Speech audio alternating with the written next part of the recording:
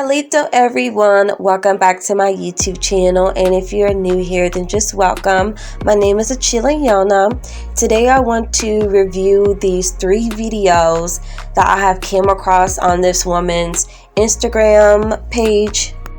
Look, I've been meaning to get to this video for the longest, but oh my god, I've been super tired, and doing videos, doing content is tiring itself, because not only do you have to make the content, but also you have to do a lot of behind the scenes work, and also to going viral or your videos becoming popular comes with a price, and it's not always necessarily good vibes that come with it. Sometimes when you are honest and you are raw in your truth, that gets under a lot of people's skin. A lot of people can't handle the truth like they claim they can. It's a lot that goes with making content, and that's why I'm trying my best to give myself breaks so I'm not weighing myself down.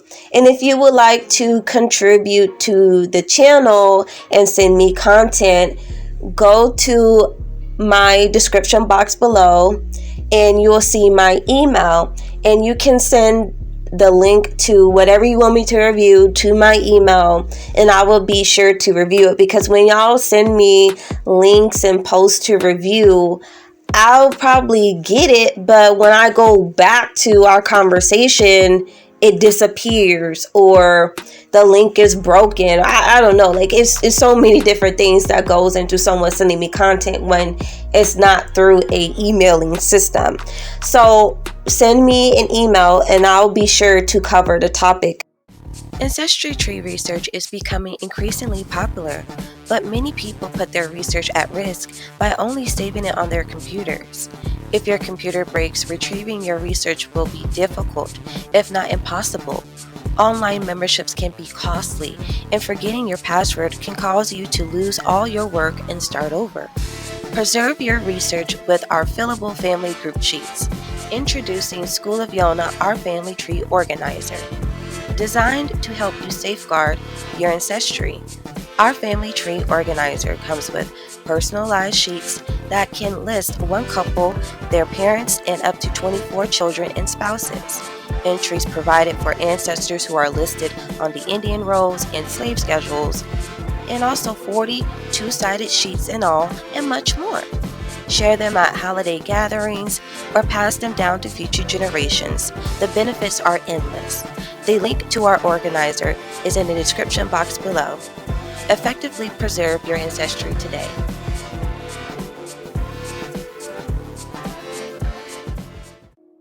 But anyway, back to this woman. So this woman is actually a mixed native woman, and I'm going to tell you why she's a mixed native. Because in one of her videos, she actually admits to having high amounts of white ancestry. So she can sit here and classify herself as a mixed native or a mixed white woman, but yet she says, nah, I'm just going to say I'm a native and stuff. And she actually, she don't say it, but she has subtitles in her video that puts that message out there, and y'all will see the video for yourself. But nonetheless, this is why I identify people the way I do, because it's too many mixed white people, mixed natives going around and putting themselves as the face of Aboriginal American people, when we know that they have been literally bleached out or have high amounts of white ancestry. And y'all can sit here and yell at me till you're blue in the face of how it doesn't matter if someone has white ancestry and this, that, and the third, but actually it does, because the same people that are adopting the biracials and multiracials in the quote-unquote black community are the same people that will outcast and vilify the biracial and multiracial natives in Indian country. So this is why I said what I said in my last video, which I'm going to have to redo because I had to take out a huge part of some of my video because of, you know, claims and stuff. Like, they really did not want y'all to know that white people are Neanderthals and another species from us, because they was like, no girl, like, you can't be telling people that. So I'm gonna have to redo the video because I want people to understand what is actually happening in front of us, because what they want us to believe is that every Aboriginal American is mixed, that has in white ancestry, and that's down the third. And look, you can have white ancestry and still be an Aboriginal, but yet if you are white passing, if you have high amounts of European ancestry, then babe, like, you're a mixed white person. At that point, like, you are literally biracial, multiracial, whatever you want to identify as. And this is why it's so important for Aboriginal American people to call this behavior out, because when natives want to be disingenuous about their lineage and be like, oh no, I'm full-blooded, when they know they got like 60% white ancestry, they're really doing a disservice to people who actually are mostly Aboriginal or full-blooded Aboriginal people. Mixed white people know what they are doing when they are presenting themselves as the original people of America. And you can sit here and say it doesn't matter, but don't complain about how they ain't no dark-skinned Aboriginals represent in the media, because you're giving away the representation to the mixed white people. But nonetheless, homegirl, she be posting reels about supporting mixed natives and this, that, and third, and that's fine, that's cool and dandy. But however, I feel like she's trying to give people a false hope and false narrative about Aboriginal American identity. Because one thing I notice natives love to do is say that, oh well, Mexicans are indigenous, which she did, by the way, and which we're going to come back and talk about that later after I show y'all the 3 videos. But they like to go around and talk about, oh, well, Mexicans are indigenous too and blah, blah, blah.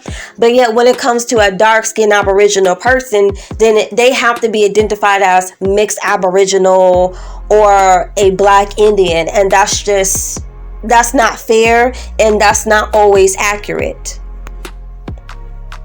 So I'm going to show y'all these videos, and I'm going to come back with later commentary.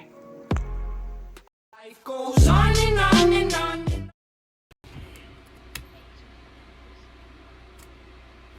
on. Nice.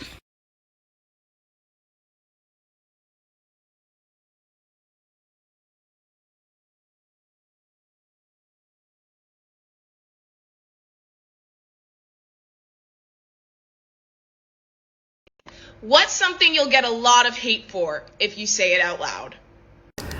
All of the brown people that U.S. citizens like to label as illegal immigrants, illegal aliens, Mexicans, are actually indigenous Native Americans. So I meant to say 4 instead of 3, because the video where she was talking about how Mexicans are Indians too, it was actually in a different video, so my apologies for that. But I want y'all to notice how when mixed Native people like her hyper focus on Mexican people being indigenous. And I have to point out that Mexican is not a race, it's a nationality. And secondly, you have pale European Mexicans, you have African Mexicans, and so on and so forth. So again, like, there are different groups of people who come from different races that live in Mexico and can be labeled as Mexican. So one should always know those key things before speaking about this topic, because people get their ethnicity, nationality, races, and even species mixed up. So I wanted to point that out before we even go further. Anywho, these mixed natives, they always hyper focus on the Mexican people that look like them, because ultimately what people fail to realize is that many most of these natives on the reservations are in the same boat as Mexicans, the Mestizo Mexicans at that, because a lot of these natives like to prance around how they full-blooded and how they native, but yet they're just mixed white people or they're multiracial. But notice how it's this center called the Indigenous Cultures Institute here based in Texas where I'm at. So in San Marcos, they have the Indigenous Cultures Institute, and I came across this last year, and I noticed how they have a whole programs and activities and so much information about how Mexicans are indigenous. And mind you, they're talking about the Negro Mexicans, they talking about the Mestizo Mexicans, the Mexicans that have white blood in them and supposedly Native American blood. They're talking about those type of Mexicans. So I don't want people to get confused, because I know that we like to interpret how these words mean, but people use words in a way that shows who they refer to as their own. So when I hear other Mexican people talking about Mexicans, they're not thinking of people that look like me. They thinking of people that are mestizo like them. So I want to point that out. So they have these programs that help reintroduce Mexicans into indigenous culture and learn more about their indigenous culture. But ain't it funny how our people also have indigenous blood, come from indigenous cultures, but yet they don't have a program for us at this institute that's based in San Marcos. Notice that. Notice how our people have been here since the dawn of time. They have found archaeological evidence of our people being here throughout the Americas for thousands of years. Okay, it's all this knowledge about paper genocide, because again, they even touch a little bit about paper genocide on their website as well. So supposedly Mexicans and Negroes went through similar things, but yet the Mexicans are seen as indigenous while the Negroes are seen as a whole different race of people.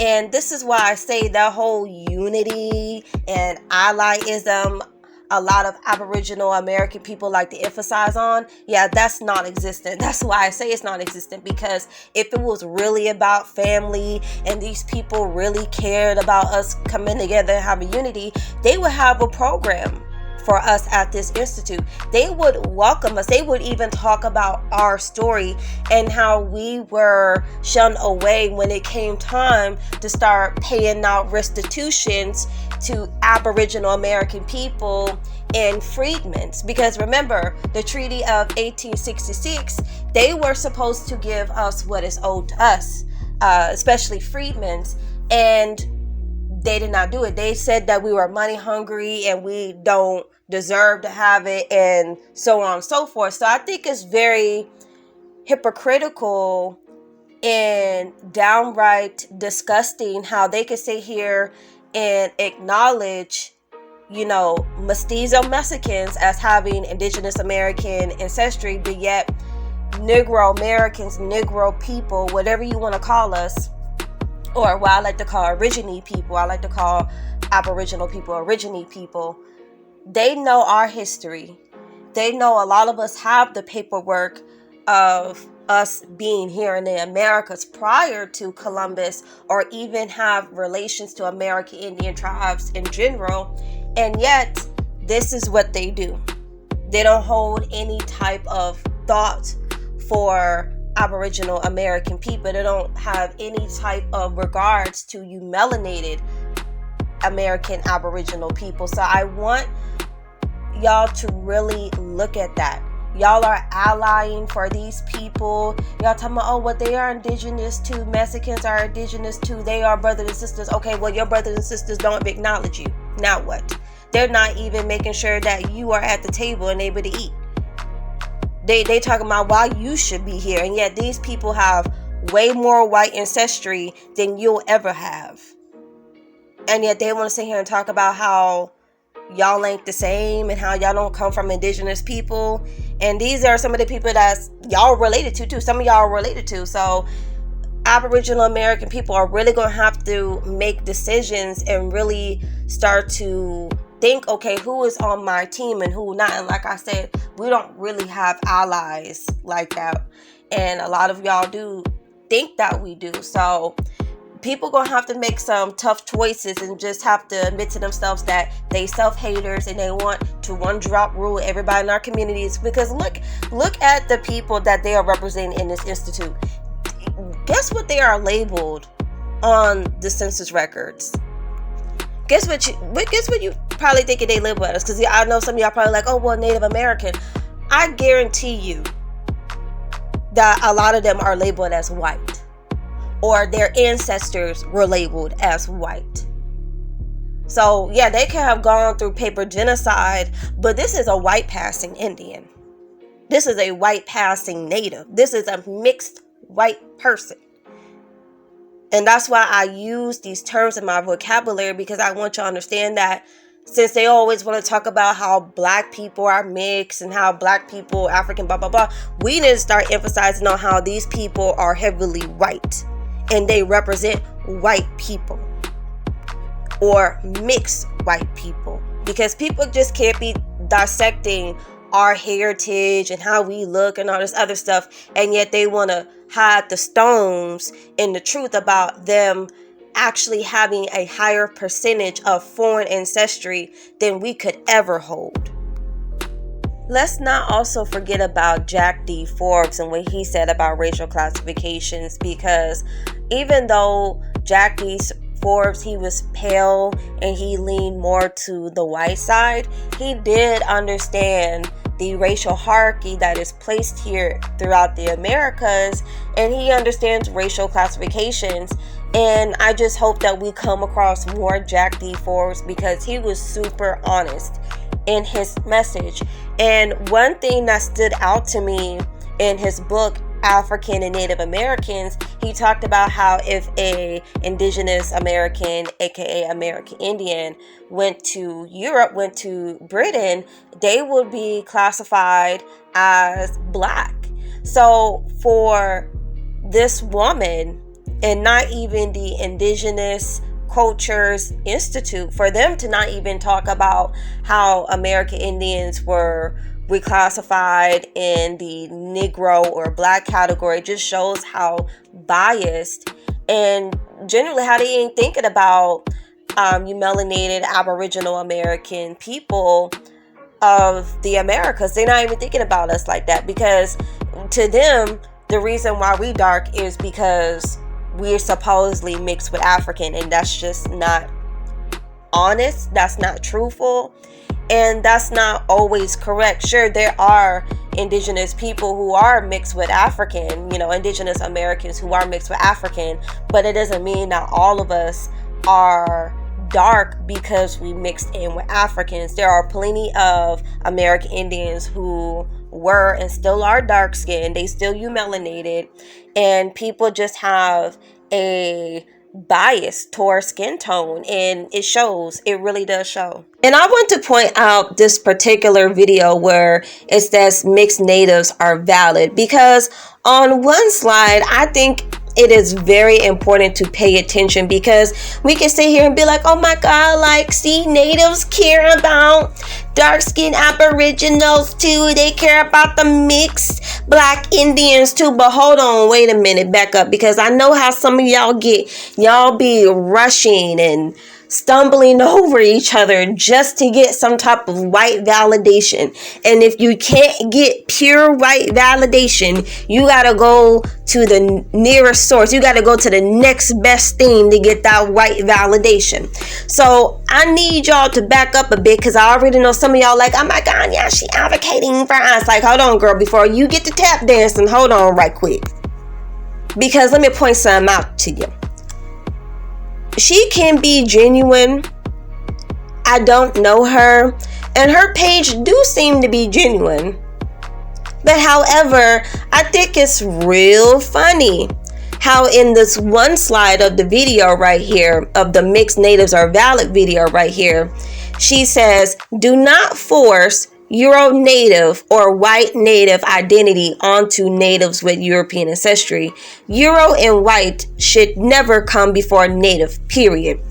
Now, ain't that hypocritical? I think it's very, very hypocritical for people to say that, considering that for so many years they were hyphenating the real Aboriginal American people of this land.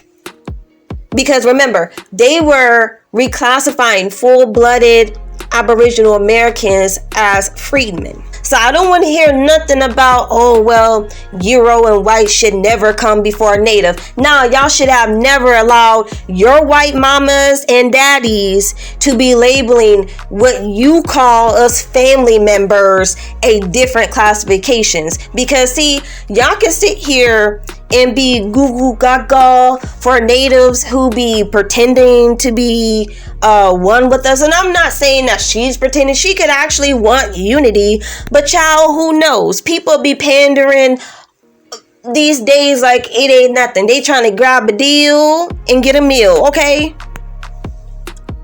So like I stated before, freedman is just another term for nigga.